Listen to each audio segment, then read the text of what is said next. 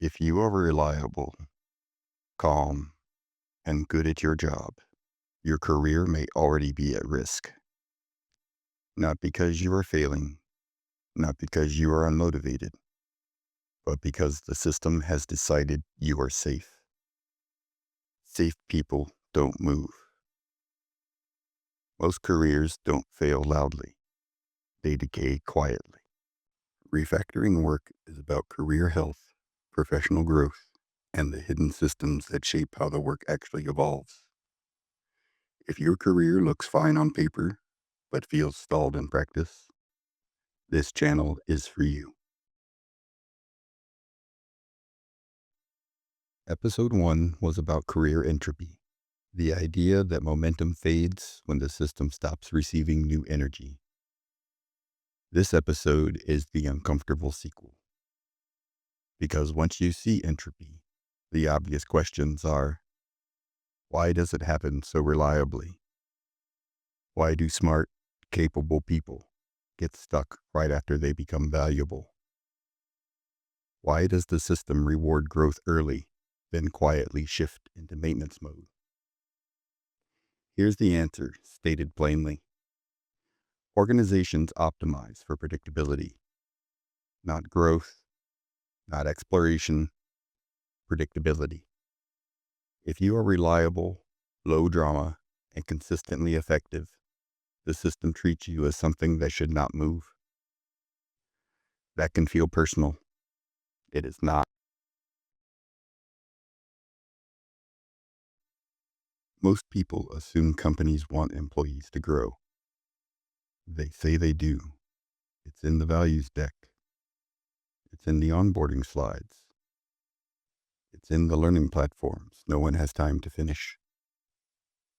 But what organizations actually want, most of the time, is reduced variance. Fewer surprises, forecastable outcomes, a machine that runs. Growth is only welcome when it doesn't destabilize the machine. Growth means learning in public. Growth means trying something you might fail at. Growth means changing systems that already produce revenue. That's the tension. So organizations develop antibodies, not maliciously, not consciously, structurally. A healthy organization needs exploration. A stable organization fears it. Most organizations spend years fighting to become stable. Once they get there, they protect that stability like oxygen. Now let's talk about the trap that catches high performers. It often starts with a message you've already seen. We really need you on this right now. You believe it because it's true. You prove you can deliver reliably, so you get more responsibility. You become a safe pair of hands. From your perspective, you're earning trust.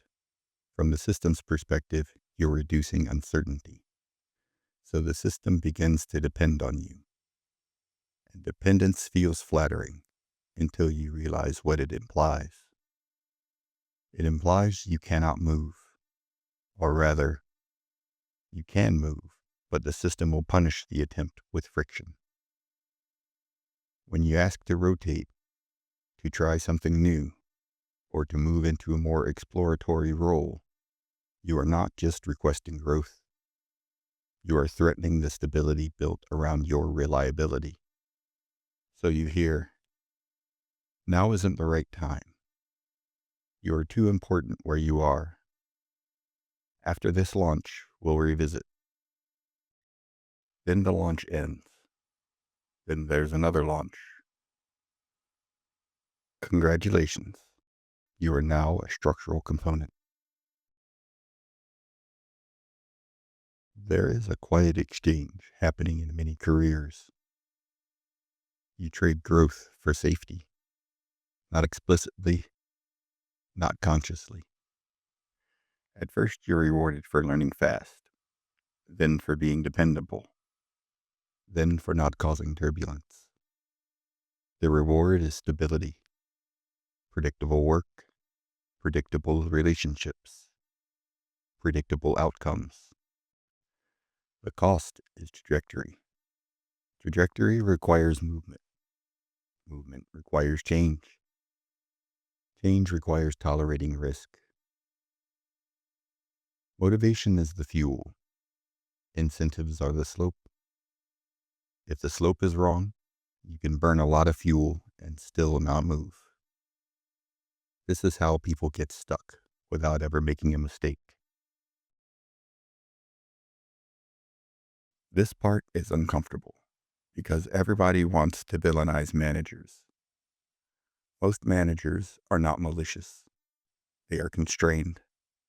Above them are leaders who want predictable delivery. Below them are people who want growth and autonomy. Managers are measured by timelines, incidents, churn, and outcomes. So they make rational decisions. They put reliable people on critical paths. They avoid experiments that could create chaos. They minimize disruption. If you are reliable, you become a default solution. Your manager is not trying to trap you. Your manager is trying to survive. Many growth bottlenecks aren't caused by malice. They're caused by local optimization. The system optimizes locally. The individual pays globally. If you've worked with legacy code bases, you already understand this. Technical debt accumulates when systems prioritize short-term delivery over long-term adaptability. Career debt accumulates the same way. Every time you take a safe task, you gain stability. Every time you say yes because it's urgent, you gain trust. Every time you become the fixer, you gain status. But with each decision, you lose leverage, quietly. Your identity narrows, your optionality shrinks. Like technical debt, this isn't shameful. It's normal. The danger isn't in accruing it. The danger is in ignoring it until refactoring becomes impossible. Praise is cheap. Stability is expensive. A lot of people run their careers on an unspoken strategy. If I keep doing great work, the system will open doors. Sometimes it does. More often, the system learns it can depend on you, and then depends on you harder. Recognition does not automatically translate into opportunity. It often translates into load. You can be essential and stationary at the same time. From the organization's perspective, growth looks risky. It looks like someone trying to leave a role that works, someone touching a revenue-producing system, someone introducing short-term instability. So organizations create safe growth, training without stakes, mentorship without authority, promotions without expanded decision space. It looks like movement. It does not change trajectory. Real growth changes what you're allowed to touch, what failure would mean, what decisions you're trusted to make. Those are precisely the things organizations guard carefully. So what do you do with this? You stop treating stagnation as a motivation problem.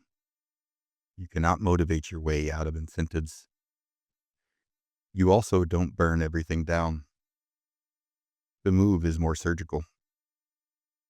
You identify where the system depends on you and why.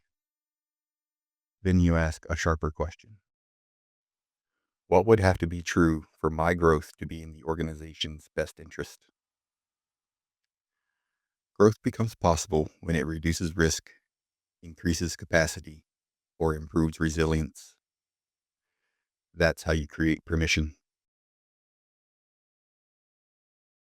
Episode 1 said careers drift toward equilibrium unless energy is intentionally added.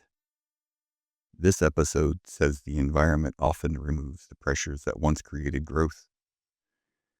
If you are calm, reliable, and indispensable, remember this: the system didn't choose you by accident.